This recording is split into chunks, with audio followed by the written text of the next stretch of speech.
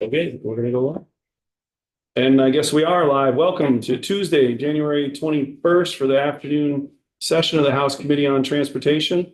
Our first witness is our legislative counsel, Damian Leonard. We are going to go back and make sure we are ready to start our response to appropriations on the Budget Adjustment Act, that the pieces that they asked us specifically in their letter from the chair of appropriations for the transportation related issues.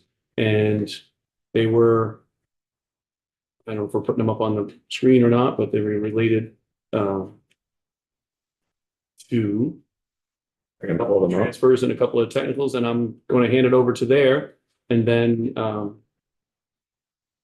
we'll go. I'm sorry, I didn't ask if you were all set when we got started, but I'm not, but That's all we'll right. get there. Don't worry about it. I'll pull out my note there and then say, Um, I can go from so there. for the record, are we live? We are live. Okay, for the record, I'm Damian Leonard from the Office of Legislative Counsel. Let me just pull up the pertinent sections here and then I will share them on the screen. Jenna, while I'm doing that, do you mind sending me a link for the Zoom conversation or the Zoom meeting? I'll just share my screen from there. Let's see. The sections we were specifically, I'm talking about section 51 related to the recreation trail, and section 52, a piece of the within DMV on the technical parts that came over from the letter from appropriations. All right.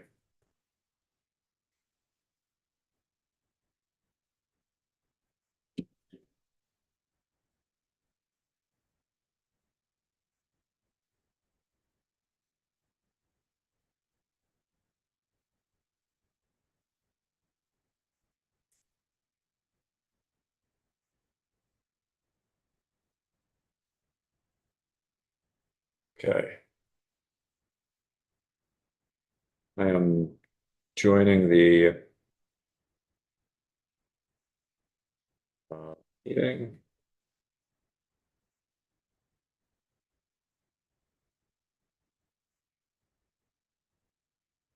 While I'm doing this, I hope everyone had a good weekend.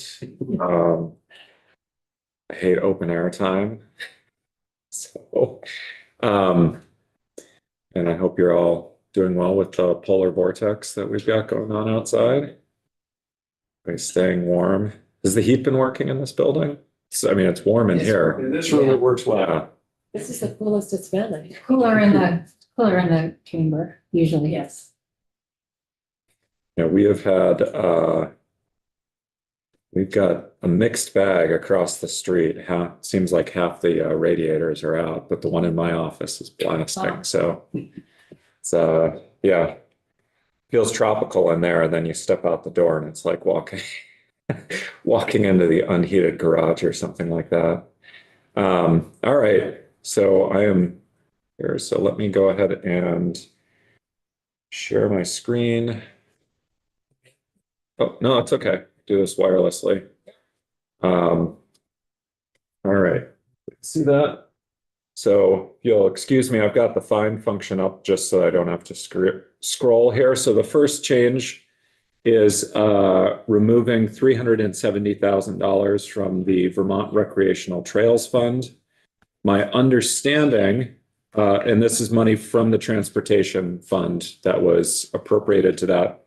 My understanding is that this was a duplicate appropriation. Logan's nodding his head, so it's good. I was paying attention when he went through this. So this is rather than doing a double appropriation, just retaining the money in the transportation fund. Questions on this change? Okay. The other relates to DMV. And so this is, if we scroll up here, so these are reversions. So they would revert to the general fund.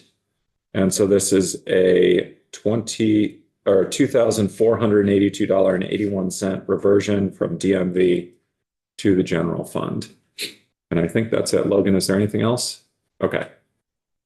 See nothing else. So it's essentially two spots where money is being taken back. In one case, it was a duplicate appropriation. In the other case, this is unspent funding that's going to revert to the general fund to be used for another purpose. Questions? Yeah, thanks. Just curiosity. Who found these errors? Is this something the administration came forward with, or maybe you guys? Logan, feel free to add any information, but my understanding is usually the Budget Adjustment Act, these are things that the administration finds throughout the course of the year. And so, I mean, the budget bill is a big undertaking. The $370,000 that was typo got inserted into the big bill when it shouldn't have been. And then the reversion there, this is pretty standard. You'll notice the list of reversions above that. It's normal to, when you appropriate money, it's a big block of money, and then it's normal to spend a different amount. Sometimes you need to revert the unspent amounts. Sometimes you need to appropriate additional funding to make it work. There's a whole section in the capital bill every year, which is just recapturing unspent funds from prior bonded dollars. So, yeah. Did I miss anything? No. Great. Any other questions on these two pieces? Representative Do Burton? we have that document somewhere? So this was shared with me by Bryn Hare, our chief counsel. I think this is just a formatted proposed language that's been shared with the Appropriations Committee. So I don't know that the committee has that document. Sorry. But you have, I think, Logan's presentation from last week, which Okay. summarizes everything in But for me, a much more digestible format.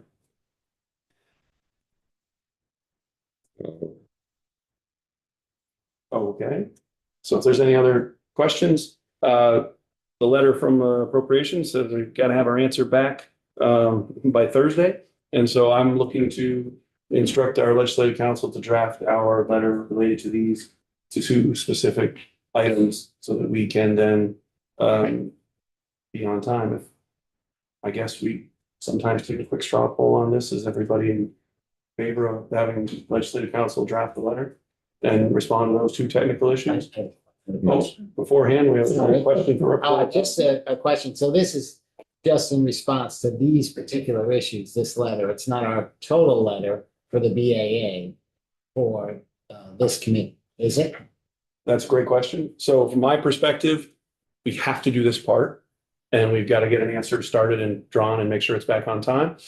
We did schedule based on committee feedback and discussions last week. The rest of today's agenda is on some potential topics that other people are potentially working on that we may or may not want to act upon through the Budget Adjustment Act. And we're going to make sure legislative council is ready to, if there is requests and pieces that we want to act on further. What I want to do is make sure that at least on the parts that I've been directly asked, that we're ready to respond. And then if there is anything to change or adjust, then we can work on that over the next day and a half. But I would like to make sure that we have at least accomplished the part we have to do.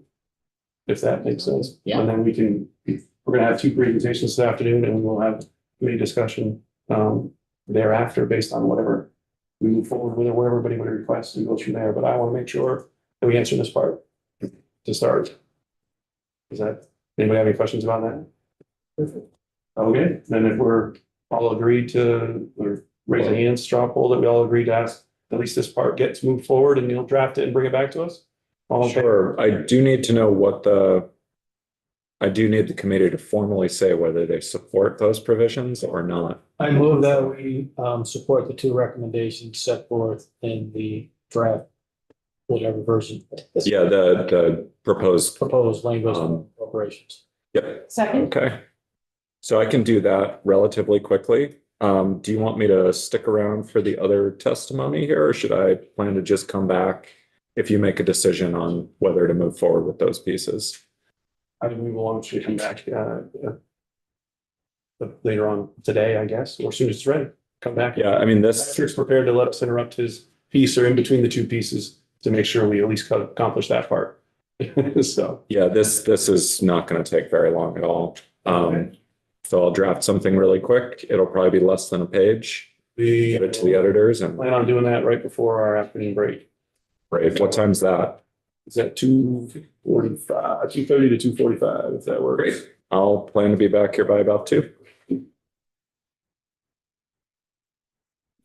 Thank you very much. Thank you for your time. Back on our schedule of 1:15. My apologies to all the guests and those online. We're gonna get back to an overview of electric vehicle incentive programs, so that we understand what the agency has going on and where we're at kind of today and where these programs have gotten us to.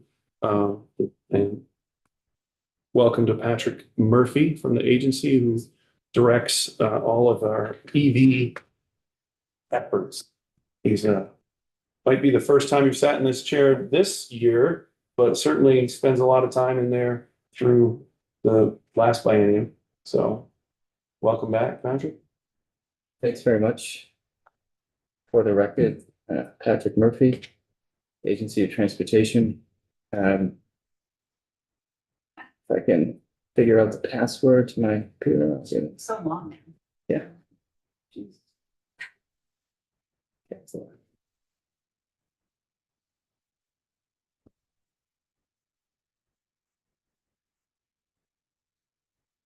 See where.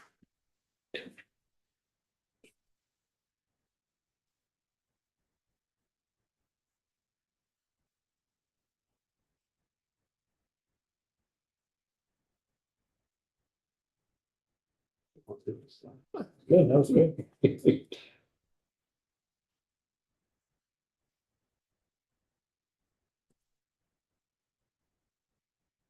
Or background hole. Yeah.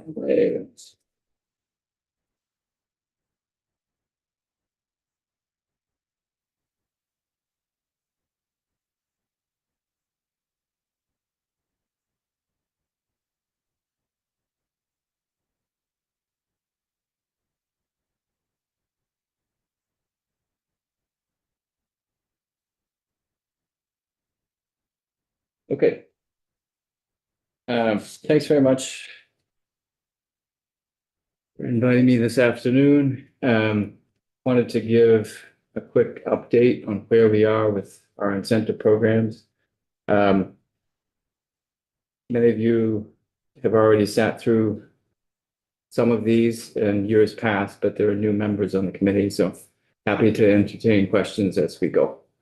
I'm joined here with the manager of the environmental programs for the agency, Andrew Wright, and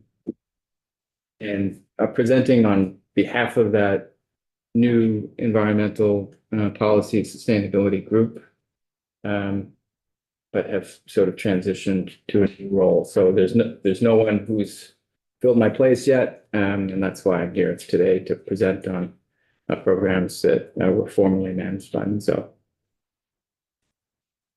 So this work comes to us through a couple of different important plans that we have here in Vermont. First is Climate Action Plan. It was adopted in 2021. And then the second, Vermont Comprehensive Energy Plan. And each point towards the need for incentive programs to help make our transition to electric vehicles. So this first slide just kind of ground us in where we've begun. EV purchase incentives were included as critical pieces of that transition in the Vermont Climate Action Plan.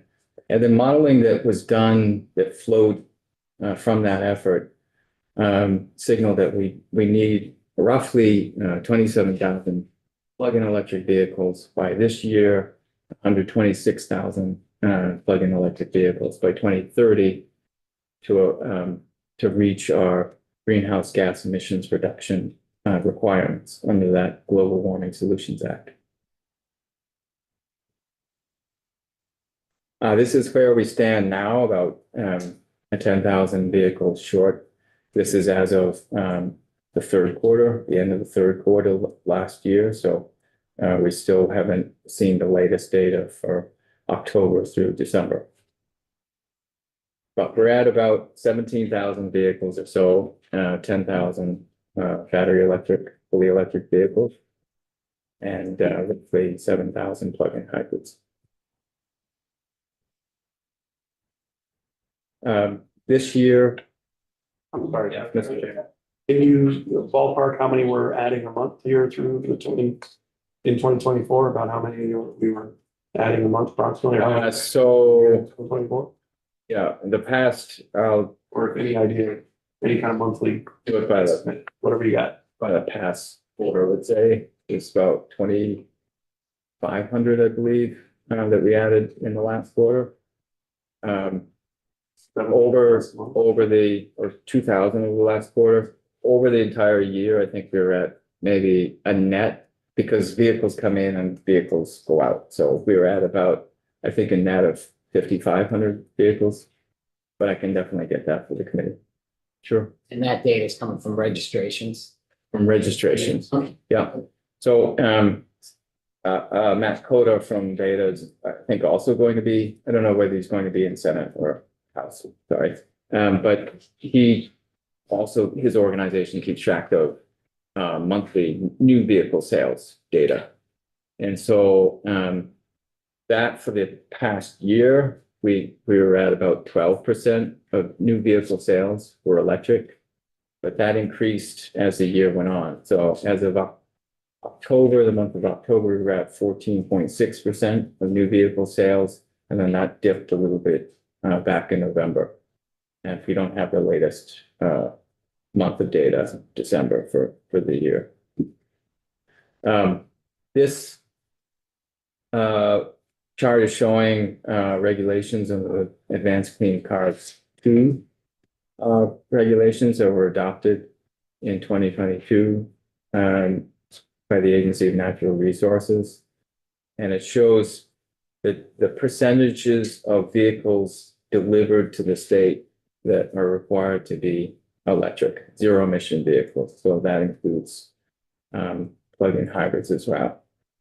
So 35% of new vehicle sales by model year 2026. So that's really the end of this calendar year when the 2026 models begin to arrive. So that's, we adopt California's regulations to go above and beyond the EPA clean air standards, and which is, something that's been talked about in recent days, and we'll see how all of that plays out. But this is sort of the trajectory that's called for under those regulations. Over the last several years, the state of Vermont has been well recognized for its incentive programs. It is unique in how we direct the majority of our funding towards households with lower incomes, that all of our programs are income sensitive. So a lot of the other states that have EV incentives apply those broadly to anyone of any income. Although they have subsequently adopted some of our program guidelines that direct more money to folks with lower incomes. Most recently in December, Vermont was ranked second in the likeliest state to move towards full electrification. And that was based on its EV charging infrastructure, its current EV registration rate, and then also looking at where there's sort of latent interest among folks in Vermont to purchase electric vehicles.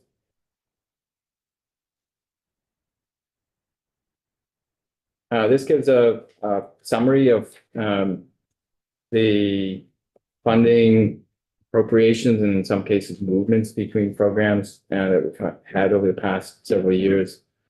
The biggest pot of funding was authorized in 2022 when initially it was proposed that there would be an influx of money through the ARPA program. That was then later swapped out during the budget process with general funds, but in that Act 184 of 2022, there was $12 million that was put into the new PV incentive program, another $3 million into the Mileage Smart program, and another $3 million into the Replace Your Ride program. After that, we came back to the legislature in 2023 to seek authority to modify some of those programs so that we would be able to get money out more quickly, that we'd be able to adjust our program guidelines to reflect realities of the market. For example, the Replace Your Ride program, some of you will note, did not get off to a fast start. Initially, it was only $3,000 that would go towards a vehicle that was being traded in. And because of the used vehicle market at the time, there just was not the economics to support the trading in of a vehicle when somebody could get as much or more just at the dealership. So we used a number of those pieces to be able to then modify our programs in July 2023 and get more money out and direct more of it to fully electric vehicles and direct more of it to household lower income. For those of you for whom this is new, I'll just kind of run through a quick summary of the different programs. So when we had funding in the incentive program for new PEVs, there was up to 5,000 available for fully electric vehicles for those with lower incomes. And then there are lower amounts available for moderate income households and lower income still for moderate income households purchasing or leasing plug-in electric vehicle, plug-in hybrid, because of the lower gains for climate. For Mileage Smart, there's up to 5,000 available now for battery electric vehicles or plug-in hybrids. And that was made automatic for those who are eligible for SNAP, the food assistance program. There's a price cap that the administration implemented of 40,000 vehicles, so it's going to people who really needed it for vehicles that were affordable. And then we've worked with Capstone, who is our administrator for the Mileage Smart program, to be able to direct a lot of that funding more to households with lower incomes. So even going below the 80% area median income cap that we have that's in statute. For these other programs, I mentioned that in 2021, we issued a solicitation to get a third party to administer these programs, and the Center for Sustainable Energy, which is based in California, was the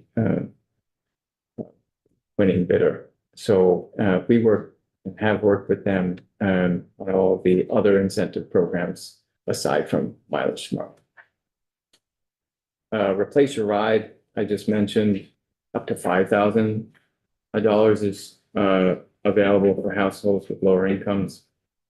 And then $2,500 was a change that was added in 2023 for those with moderate incomes. Those first three programs were all put into statute in the transportation bill in 2023, so Act 62. Prior to that, these were all sort of one-time appropriations that were found instead in session law. The e-bike incentive program has had a couple of different iterations. The most recent still has some funding, about $24,000. That was relaunched as a voucher system.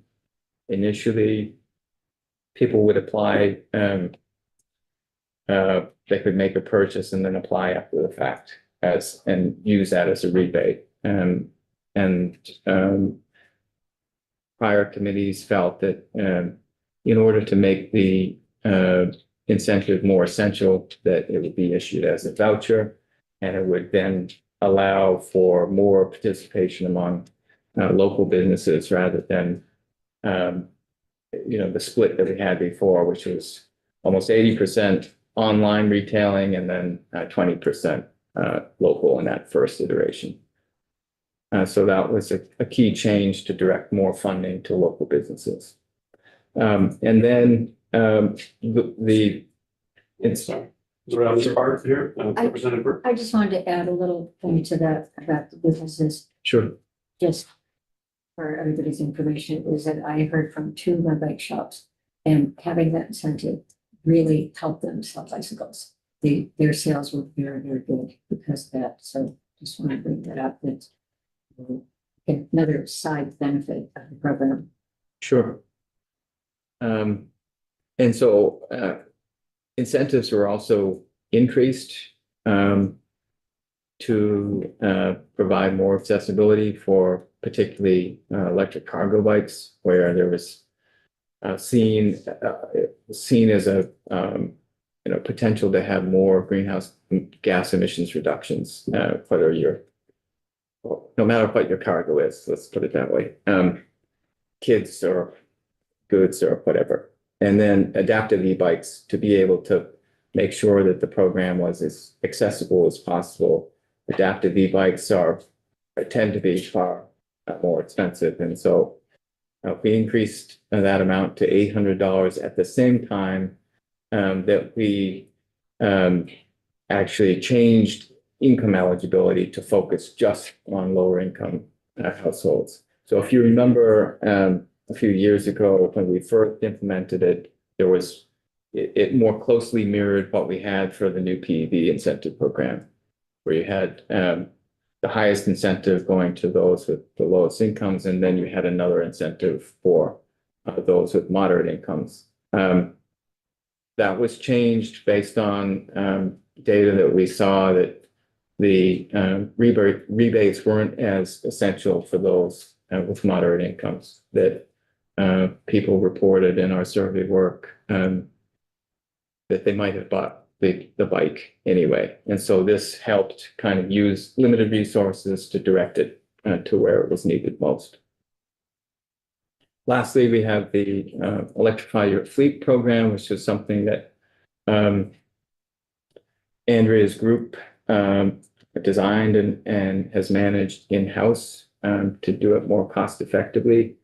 We've worked with a number of different entities, municipalities, businesses, nonprofits, to be able to provide some extra benefit to electrification on a range of different vehicle types. And so that's very much a pilot program that we hope to learn from and be able to kind of guide next iterations of it. And that was funded through the use of 500,000, moving 500,000 from Replace Your Ride, which hadn't seen as much activity, and taking that funding and moving it to this source to see what else we could do to get as many vehicles out there as possible, knowing that fleets turn over more quickly than maybe a personal vehicle, and that we could kind of help with the used vehicle market, which we're just in the sort of beginning stages of building here in Vermont. So there's a lot going on with this slide. It's over just about $27 million lifetime has been invested in over 6,000 incentives since 2020, really the end of 2019. About 40% of those vehicles that have been registered in the state of Vermont since that time have been funded through these incentive programs.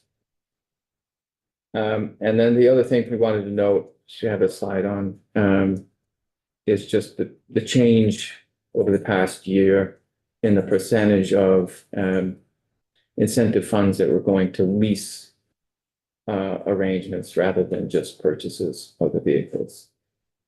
Here in the chart, you can see the dark green is new vehicles going to households with lower incomes. You get a sense of, as a percentage, where is all this funding going? The same with Mileage Smart, which is primarily households with lower incomes, although they're moderate income households underneath the 80% AMI. And then the e-bike program has shifted to all households with lower incomes. Representative Powell? Thank you. So this chart really does, I think, shows that the focus from the last biennium, the last T-bills, to transition these funds to lower income. And I think this is showing that it's working. Is that fair to say? That's fair, yeah. Yeah. With year over year, we've consistently increased the percentage that is going to households with lower incomes, and the same, we're consistently increasing the percentage going to fully electric vehicles. At the same time, we're getting more sort of climate benefit. We're also directing more to folks who need it most. Thank you. Sure. Representative White? And is the definition for low income families that qualify for SNAP? That definition is for Mileage Smart only. For the new PV program, it's less than 60,000 for an individual filer. It's less than 90,000 for a household filing jointly. And then one new category that we added in 2023 was a head of household, which is sort of an individual who's caring for other dependents, whether they kids or adult parents, what have you. And so that's underneath 75,000. So it's a sort of a more rigid income scale, whereas Mileage Smart is based just on 80% AMI, which can vary depending on household size.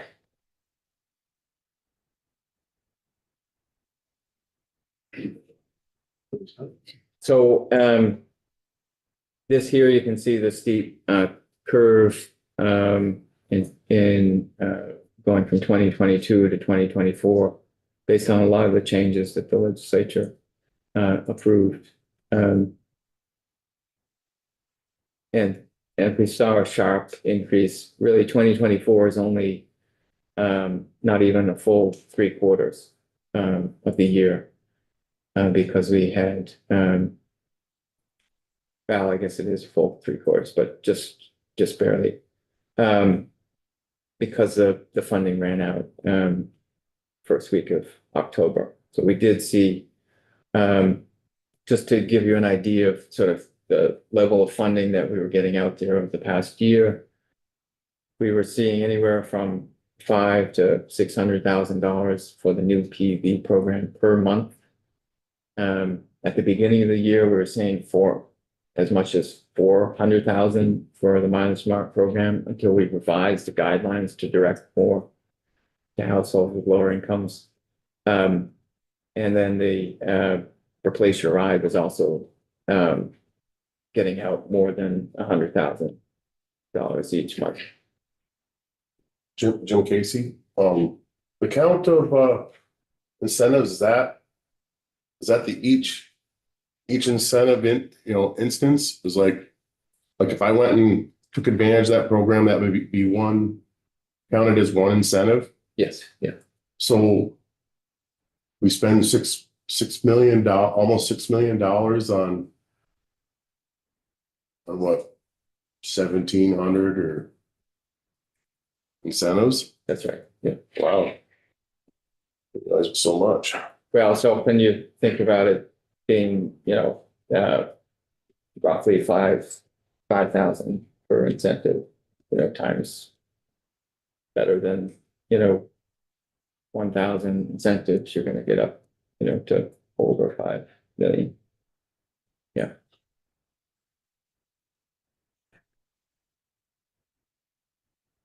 So, this is a chart I referred to earlier, where over the past year or so,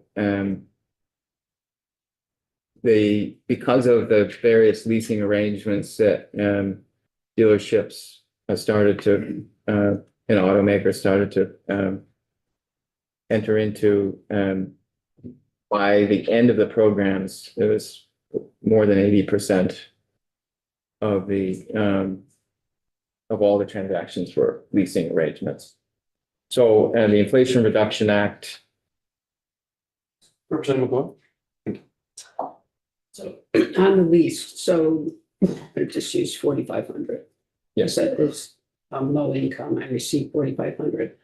I can put that towards a leased vehicle, or do they spread that out over if the lease is 2 years? Or I'm assuming leases are 2 years. Maybe they go to 3. I Yeah. don't know. I've never leased a vehicle before, so So we required a minimum lease period of 2 years. 2 years. Yeah. Okay. And I think the dealerships do it in a couple of different ways. They could just apply it to the vehicle cost, and then that changes the monthly payment. Okay. Or they can sort of apply it on the, Okay, so now my lease is over and I turn that vehicle in. And I get another $4,500 for another leased electric vehicle. not according to current guidelines. Okay. The So it's first like a iteration of, one-time. yeah, One time. that's right. The first iteration of the program allowed for,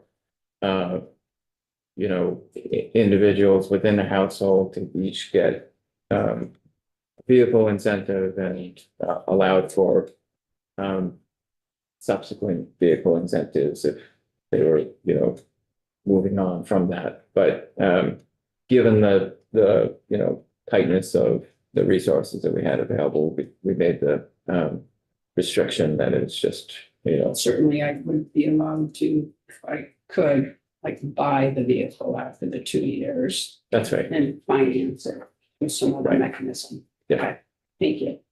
Sure.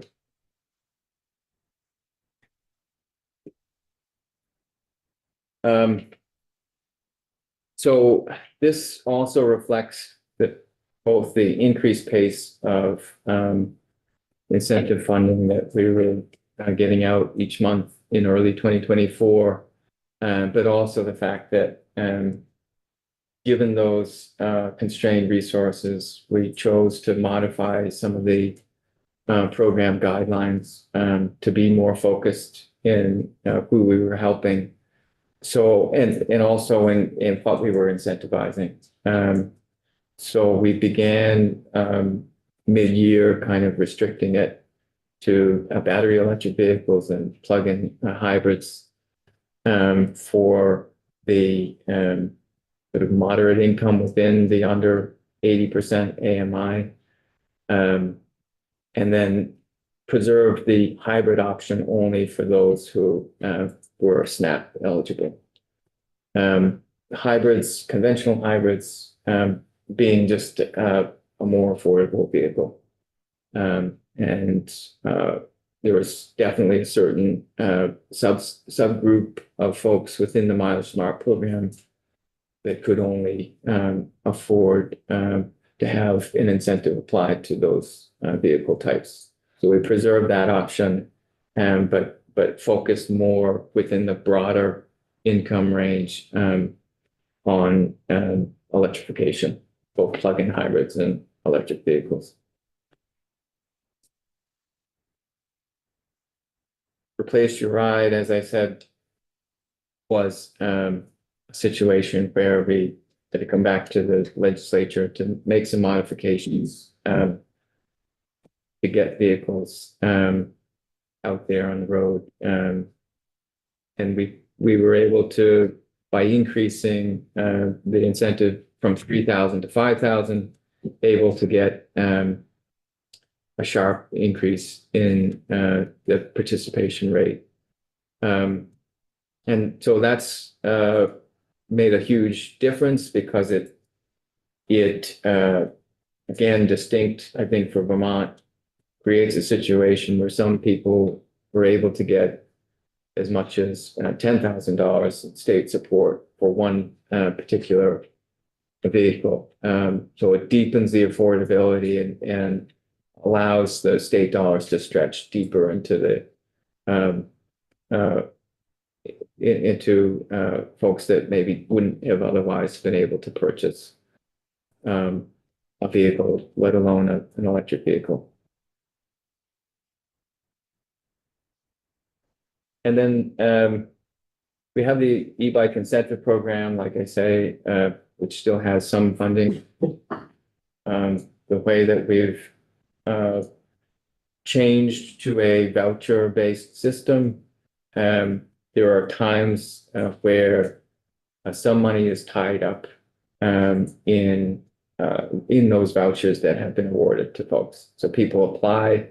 They have 60 days to be able to go and find a bike that suits their needs. But we've found that some people just for whatever reason couldn't find a bike or it wasn't the right time for them, did not follow through on a purchase. And so then that money reverts back into the incentive pool. So that's happened several iterations, and that's why we still have, 24,000 or so dollars in this program.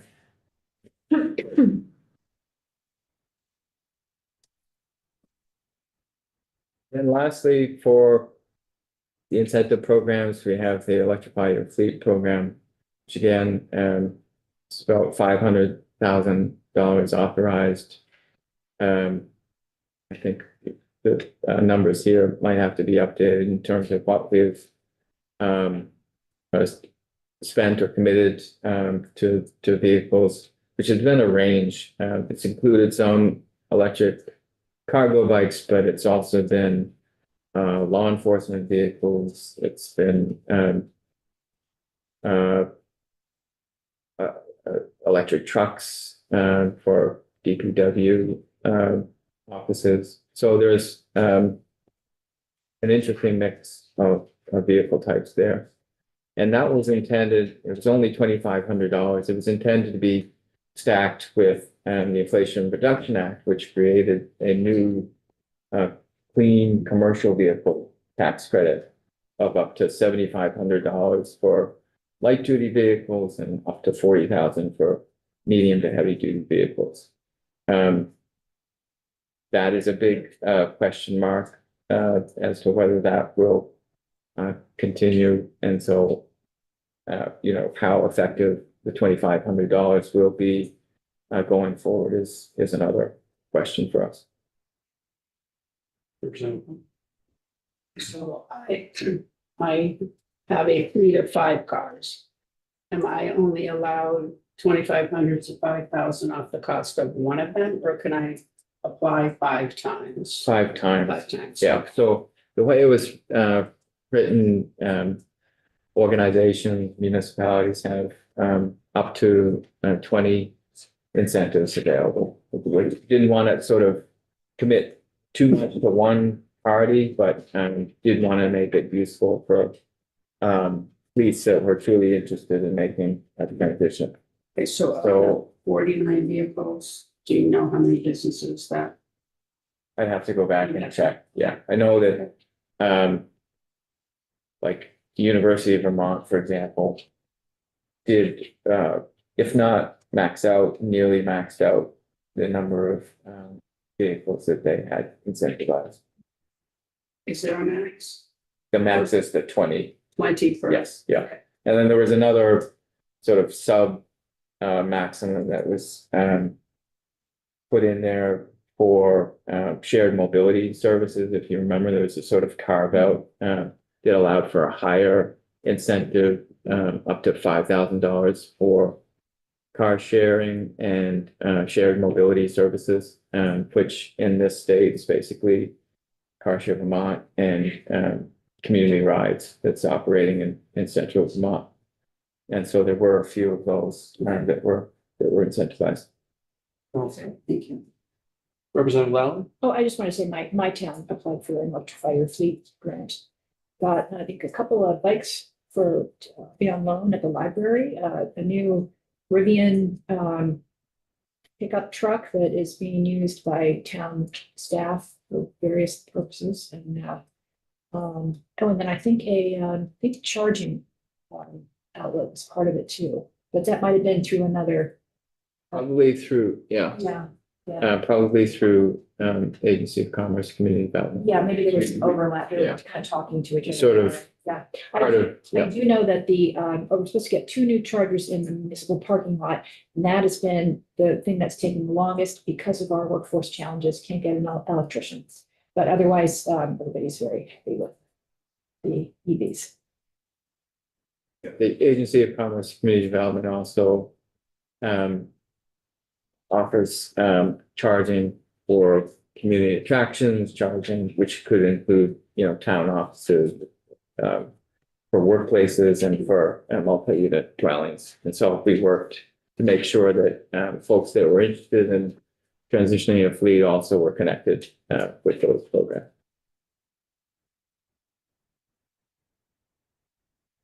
And I believe that's the extent of the presentation. I'm happy to answer questions. Representative White? So just a clarification, so thank you for that. So are those all state funded programs? We're just talking about state funds right now. That's right. And will we be talking about federal funds that were used to match them or? So, so they're all state funds and they're all state general funds.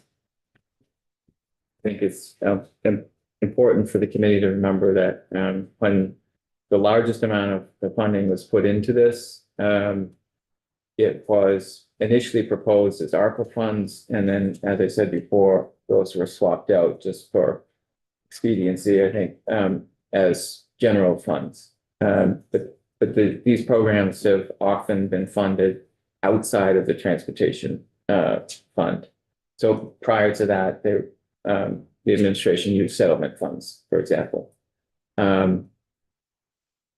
We had applied when we came last year to testify on sort of the state of incentive programs. We noted our projections showed that many, if not all, of these programs would be exhausted before the end of the calendar year. And that we had hoped to be able to carry those far enough with some flexibility that you all helped provide, carry those far enough to then be able to get to a point where additional federal funding would be applied to these. So there was a EPA grant program called the Climate Pollution Reduction Grant, and that we had applied for as a state. The Agency of Natural Resources took the lead on that, the Climate Action Office.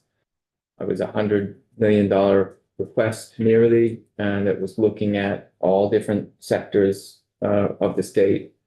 And transportation's share of that was roughly proportional to our emissions share. So it was about $40 million, $39 or so million that we requested to go into EV incentives, to go into the Mileage Smart program, Place Your Ride, e-bikes, as well as some other newer programs that hadn't been launched yet. So a medium and heavy duty vehicle incentive program. And then there's also sort of support for electrification work before you get to the point of installing a charger.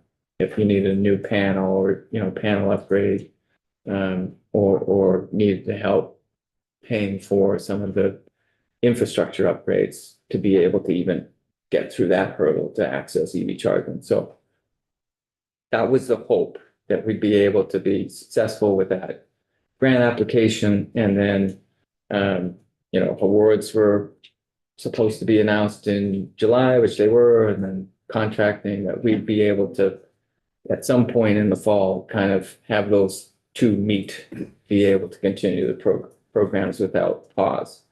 Because we weren't successful for that. That's why we ended up where we are now with many of the programs just not able to give out incentives at this point. Sure. Yeah, thanks. Yeah, I think we were all very hopeful on the grant and disappointed when it didn't come. Really hanging our hat on that to keep these programs going. So the administration didn't put anything in the Budget Adjustment Act to keep these going. They're out of money. Is there an expectation that the programs will die, or is there an expectation in our next budget that there will be money budgeted to start them back up? I know that's a tough Yeah. question. Well, yeah, so it is because, the governor hasn't released his budget, Yeah. so we can't really speak to that at this point. Then are there any other programs that address emissions and or affordability associated with transportation in this realm, I guess? Because I see this as really an emission things and an affordability with the focus on low income, allowing, people to transition from much higher per mile costs to a lower cost. Sure. Is there anything else? So so we are in Vermont lucky, I think, to have a number of local utilities that offer incentive programs that rival many of our states, our peers. So not every state has an incentive program, as I'm sure you're aware. Actually, we're in the minority. But even those that don't offer, in some cases as much as what GMP or Burlington Electric are offering. All the utilities offer some amount of support to electrify transportation. And then we have, so that's, up to 3,200. I think some changes were recently announced in Burlington, increasing those amounts. And then we have our investments in EV charging infrastructure, which are both community charging through the Agency of Commerce Community Development, but then fast charging through our agency. And when Vermonters are surveyed about sort of what are the barriers to electrification in the state, the first thing that comes up is the cost of the vehicle itself. About 30+%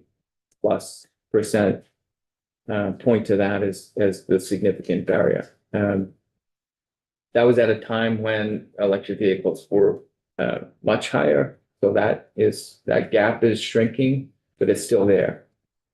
The second, when you kind of add up all the different complaints that are sort of associated, really add up to charging infrastructure. So it's, better, longer range, better performance in the cold. EV charging infrastructure is called out specifically. But those are all things that if you have a robust EV charging network, can help provide drivers confidence that they'll be able to get around and not get stranded and not be, severely inconvenienced. Quite frankly, we don't have right now, even though it's sort of better among our peers, we don't have the kind of infrastructure that we will need to be able to meet the numbers that I just laid out in prior slides. So a lot of our work over the past year has been to get the contracting going with the National Electric Vehicle Infrastructure Program, which is intended to provide that consistent, convenient network throughout Vermont, no matter where in the state you go, that you'd be able to be no more than, say, 50 miles from the next charger. So we were the sixth state to be able to get a NEVI-funded project in the ground in April. And over the summer, we went through several solicitation processes. One, to build a a list of qualified contractors that would be able to work with the state to actually deploy this infrastructure. And then the second, to issue specific project locations to that group of contractors. And so that first round resulted in 11 awards, many of which are under contract now. And we're hoping in the next month, in the next actually couple of weeks, to be able to issue a second solicitation that would first get us to fully built out as it's certified by FHWA, and then second, to go beyond that, to go beyond the alternative fuel corridors, which is where that money has to be spent, to go beyond that with some other funding, so that we're getting deeper into places where we continue to gap. So that second piece is also critical, getting the charging infrastructure that we need so that people do consider it when making purchases. And then the investment, being able to provide more home charging access to residents, people that are renting or living in multifamily condos or that kind of thing, don't necessarily have access to home charging where it's cheapest, where it's most convenient, where it has the least significant impacts upon the electric grid. So that is another focus area to be working on. Sure. Representative Hugh? Thank you. So Pat, the income sensitivity that the state programs have, does that exist in the federal or in the utility programs? So in some utility programs, they will have additional funding for those with lower incomes. So I was going to say GMT, that's another presentation. GMT and then Burlington Electric, and I think WEC was also moving that direction. So, and then the federal tax credits, which continue to be available for the moment, are also income sensitive, but their guidelines are far higher than ours. So for new electric vehicles, you could be a household earning up to $300,000, or for head of household, I think it's $225,000, $150,000 as an individual. That covers most of Vermont. Yeah. And then for the used vehicle incentive tax credit, which is up to $4,000 or 30% of the purchase price, that has basically cut that in half. So the up to $150,000 for a household to be able to take advantage of that. So then the tax credits can be devious.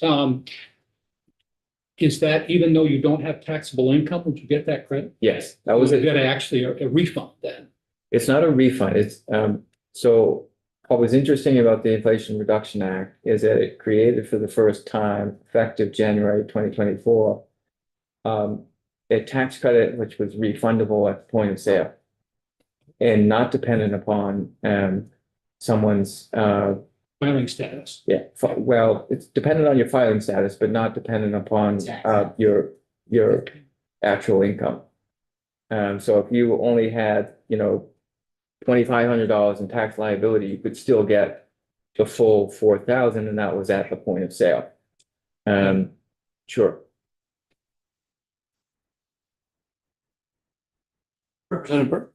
That was a change from 2023, right? Before that, because we bought a car in 2023. And it was not, that was not the effect. Right. It depended on your taxes. Patrick, so these applications for these incentives happen at the dealership at the time of the purchase, or something to that effect? The vast majority of them do. There are some, for example, some of the Tesla models that fell underneath the vehicle MSRP cap were eligible, and they're they now have a physical presence in South Burlington, but at times, they didn't have an actual brick and mortar dealership, and so people were able to apply for that and then apply it after the fact. So they didn't get a point of sale, but they were able to still get a benefit. And so when the money ran out in October, there were probably applications that were continuing to come in. Do they continue to accumulate now, or have they stopped No. submitting them? No, so if we closed the application portal on October 7th. And there's in the sort of workflow, there's a 15-day allowance for the dealerships to be able to submit their materials. We encouraged them obviously to submit sooner rather than later, but they had 15 days to submit. The consumers who didn't go through a dealership had 60 days. So we continued to honor those guidelines and reimburse as those applications came in. So all the applications that came in up until that point, even if they hadn't been processed by the dealerships, have all been honored. I guess the next question is, have dealerships have been made whole since October 7th? Yeah, so I don't know if all of them have been made whole, but the vast majority of them should have been, yeah. So There there's, was a problem in the past that it took 2 to 3 months for them to get reimbursed. yeah, so the prior year, there was definitely some performance issues on the part of the administrator, and that we had conversations about, and that led to changes where invoices were submitted instead of on a monthly basis, bi-weekly basis, and so we didn't quite see the same kind of issues going forward. But the dealership agreements that participated in the program always had sort of a 6 to 8 week window where they could expect to get reimbursement, because they would first submit to the administrator submits to us, we'd approve, send the money back, and then they would pay the dealerships. So So as far as you're concerned, our account balance is close to zero. yes, yeah, Thank sure. Anybody else? Okay, so if your data ends with the applications and incentive programs in October, and the data you presented on the 17,000 registered at this point vehicles and the goal of 25,000, but what do we have, or what do we have for information related to what's happened since now we're in end of January? What's happened in the marketplace October until January? Do we need, I guess it's a question for yourself and anybody in the committee that might want to comment, do we need information regarding to what happened to the electric vehicle market once the incentives ran out October 7th? Do we have any data that tells us what's happened in the 3+ months since then and what the impact is on vehicle sales? Because these other incentives are still out there. Yeah. I haven't seen any. Do we have anything, or do I need to go elsewhere to find out? We have sales data that comes through VEDA, Vermont Auto Dealers Association, for October and November, I believe. October, so we had just the first week of October where the incentives were in place. October was 14.6% of new vehicle sales were electric. And then the following month, I believe, is somewhere between 12 and 13% in November. I don't know what the December numbers are yet.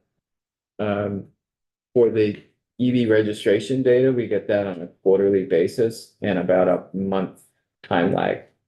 So after the quarter ended December 31st, we should be able to get, within the next week to 10 days, cleaned data from DMV to be able to give you a better picture of sort of where we are as of this past quarter. I guess where I'm headed a little bit is whether or not we need Automotive Dealers Association to come in, or we need to see what the impact, if we're still hitting 13 or 14, are we on our way up or not? I guess what how do we know what the impact of losing the EVs has or has not had on sales? If the sales are still happening, I guess backing it up a little bit, this committee worked with you to make sure that when the burn rate was at 200 to 300,000, that we wanted to give you the flexibility, and you took that and increased it by nearly 50%. And that burn rate went up to what I think you testified at 500 to 600,000. Right.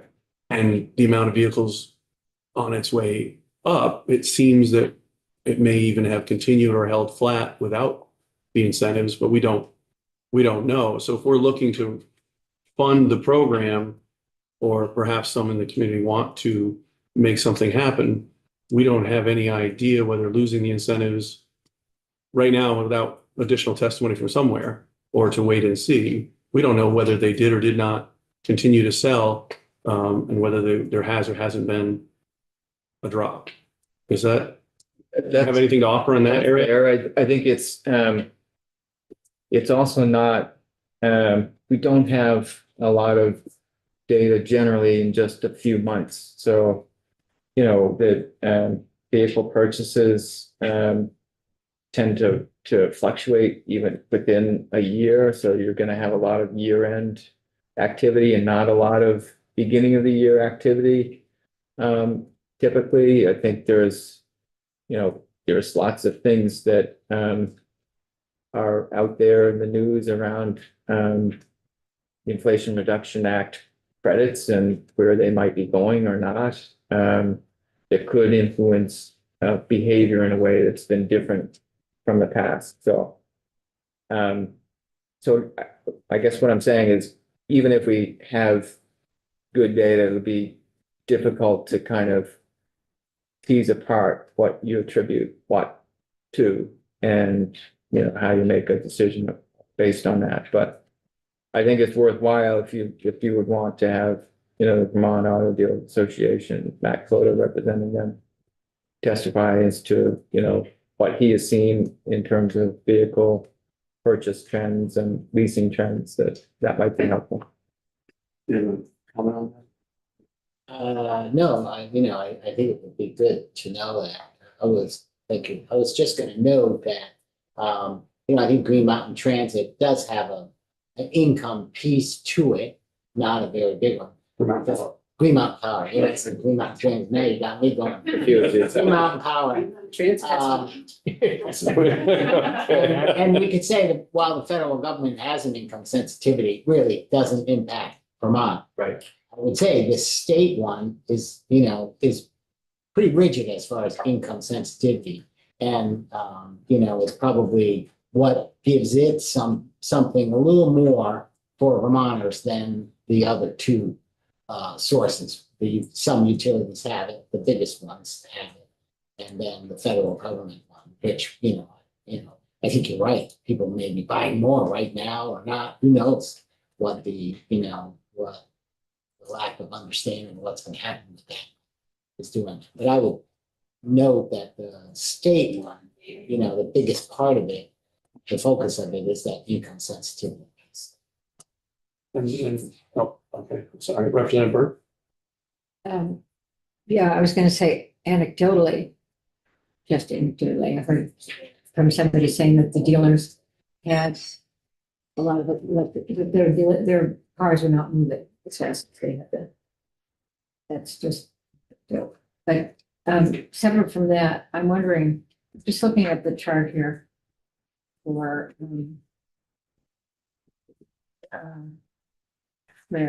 it said, like 17 million authorized. So do you have a yearly assessment of what was in the pot in this particular year? what was used, what was in the, over the years that we've had the programs. I think we had the program first in like 2020 or 2019. Towards the end of, Which chart are you looking at? Oh, sorry. Doesn't have a page number. It's the one that says Clean Transportation Incentive Programs. It's six. Yes. Oh, it's not. On the. Okay. On it's Patrick. right here, I can see it. So I just wondered if you had that, I'm just curious. as to what, Like you know, it. how the program grew over time and what money we put in, what we started out with. And then we put in a whole bunch of money. But here's the 17 million, that's like. Sure, yeah, I mean, That's the whole picture that's been put in since the beginning, is that Right. fair? we yeah. can get you the sort of breakdown. I'd just be interested in that. Like, So it began in 29, towards the end of 2019. Like I said earlier, with settlement funds over $1 million, but less than two. It ran out then in November, I think, or October of 2020. So there was another maybe $1.1 million added at that point. Then in Act 2021, the Act 55 of 2021 is when additional money was added for Mileage Smart for the new PV program. But the biggest part of funding came from 2022 Act 184, when 184, 185, that's Transportation and Appropriations Bill. When 12 million was added to the new PV program. And then the 3 million for Mileage Smart, 3 million for Replace Your Ride.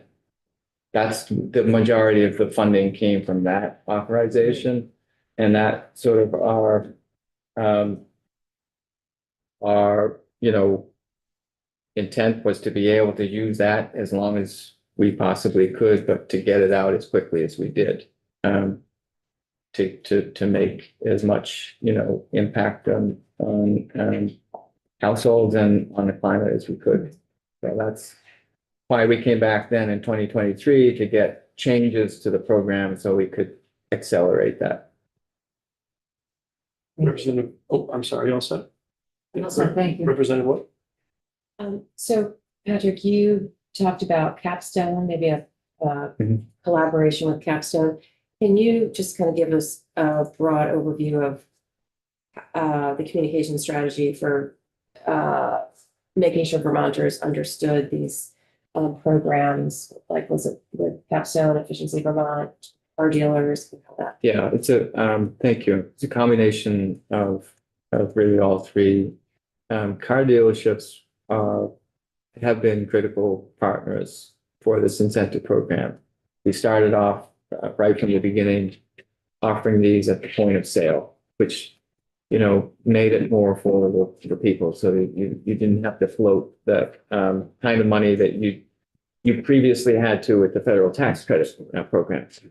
But they're also sort of the primary contact of anybody interested in purchasing a vehicle and being able to kind of help talk through the differences and challenges with electric vehicles, but also all the available incentives.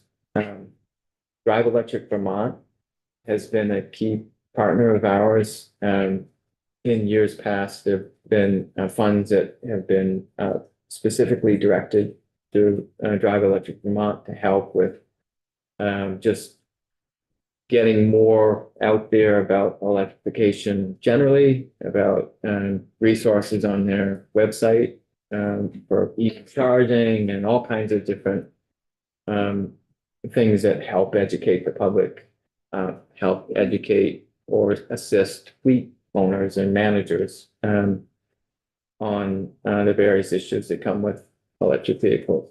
So they've been a key piece. And then through the solicitation process that awarded funding to Center for Sustainable Energy to administer these programs, DEIC, which is sort of the umbrella organization that Drive Electric Vermont falls in, was a sub-recipient of partnering organization with them. And so they have been the key communications, a group that's strategized about making sure materials are translated, making sure that there are things like ride and drive events throughout the state. Just general awareness of EVs and what funding is available to support it. So, Patrick, I'm gonna pick up back where I was at before, so now we're out of the money, and it sounds like we really would like to hear some data on what's happened since then. But on the other side of wanting to support what was labeled as sort of emissions and affordability, if we were to be able to find somewhere, some funds for these programs, how soon would the agency be able to, following the BAA timeline, but how soon would the agency be able to put that money back into the field? Or just restarting a program, is there implications of restarting a program or not, and whether the length or the time frame of that funding, what? If it takes some action, what's the impact on getting it back and restarted? There are definitely, there's definitely a time lag in terms of, when money is authorized by the legislature, it just doesn't appear in a contract. So then we have to go through that process. We have existing contracts or grant agreements, I should say, with both Capstone and the Center for Sustainable Energy. And so it'd be a question of making an amendment to those grant agreements to be able to add additional funding in. But there's not, if there could be delays in terms of updating materials, if there are any changes to program guidelines that were to be made to make more effective use of whatever funds were added, but What about specifically the electrical vehicles and purchases and whatnot? That would, you're talking about all of those programs? yeah, all of the programs. So, And so I would also say that,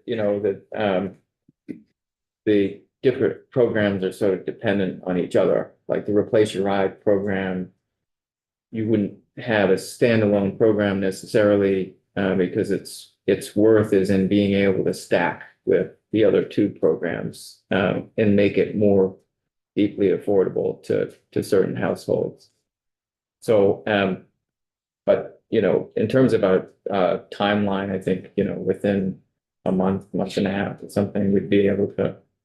from after, if something were passed or appropriated, it would be another month and a half before you could get it back in the ballpark, because who knows what the language would be. Yeah, And then we're it would be dependent upon the two vendors that we have and their sort of timelines and sort of being able to execute an amendment, but yeah. And then the next week is the budget address, and we don't know what that brings us either. So it's such a interesting quandary of timing and government impact and rollout. But I do want to, no matter how that sounds, we asked you to run the program and we asked you to run it even faster, and you did that. So I want to recognize that.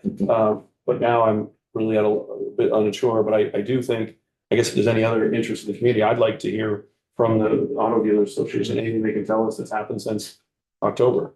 If I'd like to, then we'll reach out, and if you're good with that, we'll reach out and try to find out some more of that information. And otherwise, I think we're reaching towards the end on this piece. Does anybody have any last questions? Patrick, thank you very much. Yeah, thank you. We're gonna transition over, and I think we can get the look quite in the corner there for Damien, whether we're gonna steal 5 minutes before break. We're gonna put Damien up before we take our break and find out what he's found out in his office, and how cold it was to get back and forth, and whether he had any luck locating the zip line or the tunnel, to stay out of the cold. Thank you very much, Patrick. Appreciate it. I know you'll be back on. I'm not leaving. For sure, you're not leaving at all, so,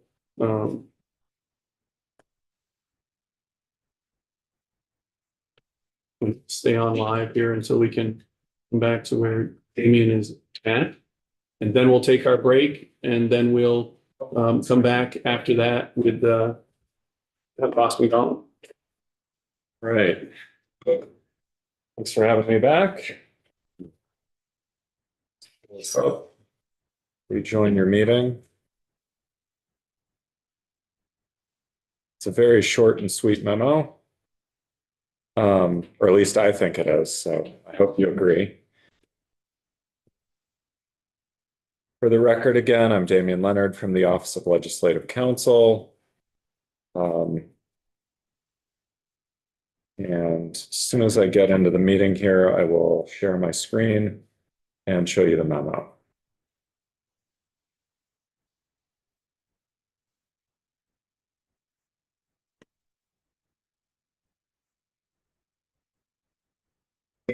Brief, those I mentioned about the snow in Baton Rouge, Louisiana today, up over 5 inches. Yeah. The most latest weather update is it's the largest storm in over 170 years to hit Baton Rouge.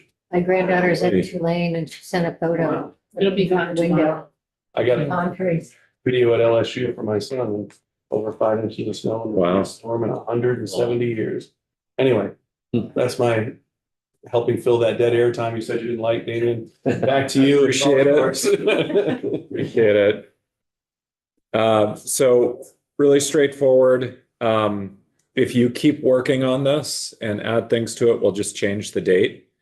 So officially, the memo is from the chair to the chair of appropriations. The opening sentence is just a sort of a form sentence that we use. And then what I like to do is just break things out into sections.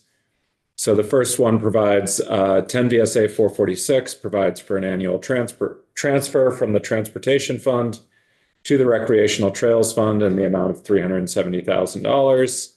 The FY25 budget duplicated that, doubling the amount to be transferred because it was not the intent of the General Assembly to double that amount. The Committee on Transportation supports the repeal of the language in section D101. Does that work? All right, great. Everybody agree? Yes. Thank you. Nodding and thumbs up. And then the other one is even simpler. The Budget Adjustment Act is proposed to include the reversion of $2,482.81 in unexpended appropriations from the Department of Motor Vehicles to the General Fund. The committee supports the reversion of these funds as proposed. So there's not a lot there. So Does anybody have any questions on that? Damon, that's exactly what we were looking for. I think that we're